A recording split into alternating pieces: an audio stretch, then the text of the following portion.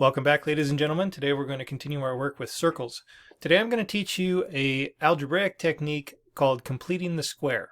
Completing the square is going to be a useful technique for you for the next couple lessons when we deal with ellipses and hyperbolas as well. So what we learned today with circles, you will apply again with ellipses and hyperbolas as we go deeper into conic sections. Completing the square to me is kind of a weird name for an algebraic technique because when I think of completing the square, I'm thinking visually.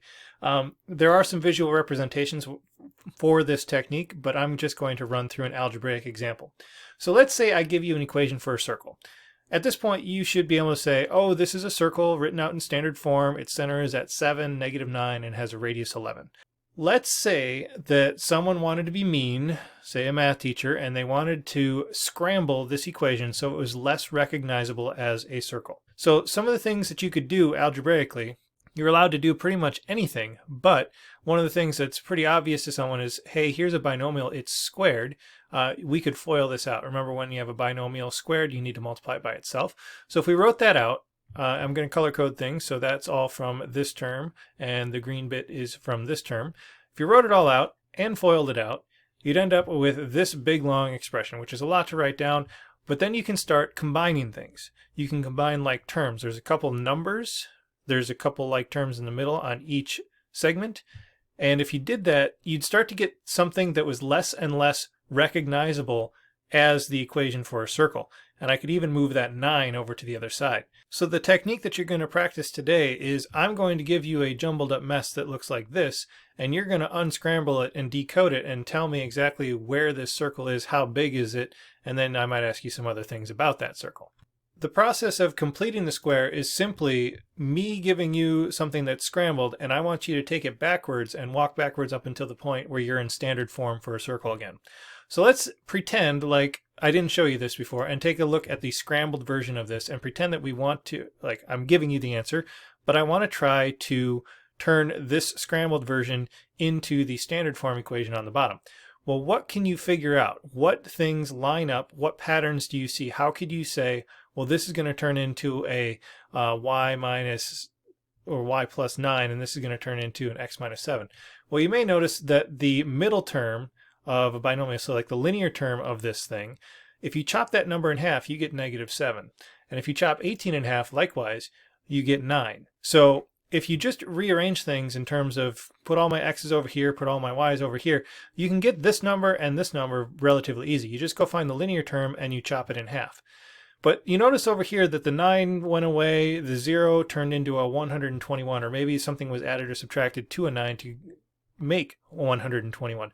So the real question is how do you get this part? How do you get the radius out of this process of undoing basically a FOIL? So what we're going to do is we're going to start over again here, and I apologize for that, but we're going to start over again, and what we're going to do is we're going to try to factor two separate trinomials. Now the thing, when they give you the scrambled version, you can count 1, 2, 3, 4, 5 terms, and maybe even they move this 9 over here, so you might only ever have 5 or 6 terms depending on how they scramble it. Sometimes even fewer. And in order to factor a set of trinomials, you're going to need 6 terms. So the first thing I want to do is organize my information. I'm going to have something with an x and I'm going to have something with a y, and you can see that the y terms are not together and the x terms are not totally together. So what I'm going to do is I'm going to collect all the stuff with an x and all the stuff with a y together, and I'm also going to think about this 9. This is kind of like my leftovers, and I'm just going to ditch it over on the right hand side of the equation. We'll come back to that later. And now you can see that I'm in a little bit better shape here. I got all my x's together, all my y's together. I still don't have 6 terms here to factor. So the term that I'm missing is actually the constant term. So I'm going to kind of insert a fill in the blank situation here. So it's like I have a fill in the blank to do right here and a fill in the blank right here to do. And I have to figure out what number would go there if I knew the binomial that FOILed out to be this trinomial. So I just want to remind you of exactly where this came from. This 14, remember, was duplicating that. Now if we expanded this binomial like on the first slide, we'd have x minus 7 times x minus 7, and the final term in the trinomial would come from us multiplying 7 times 7 together. If the only information we have when we're looking at one of these scrambled problems is that our linear term is 14, well, I know inside the binomial I just chop that number in heaven, I'll get our 7. But if that was a 7, then it would create a 7 times 7 to go in this slot, or a 49. And likewise here, chop that in half to 9 and then square it to get 81.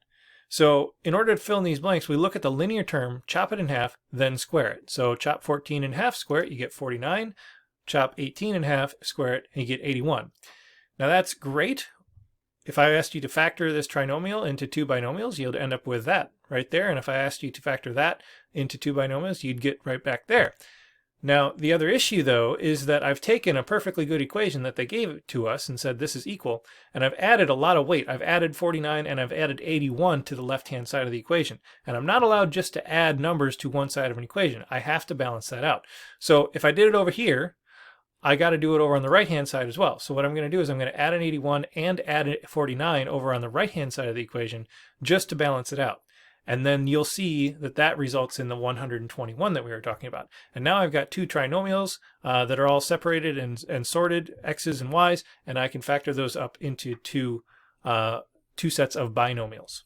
And you'll notice that term 121 is really just the result of the leftovers that we had. So in its final standardized form, you can see that there's a radius of 11, but up until that point, you're not going to be able to see that. It's basically going to be a bunch of gibberish until your final step.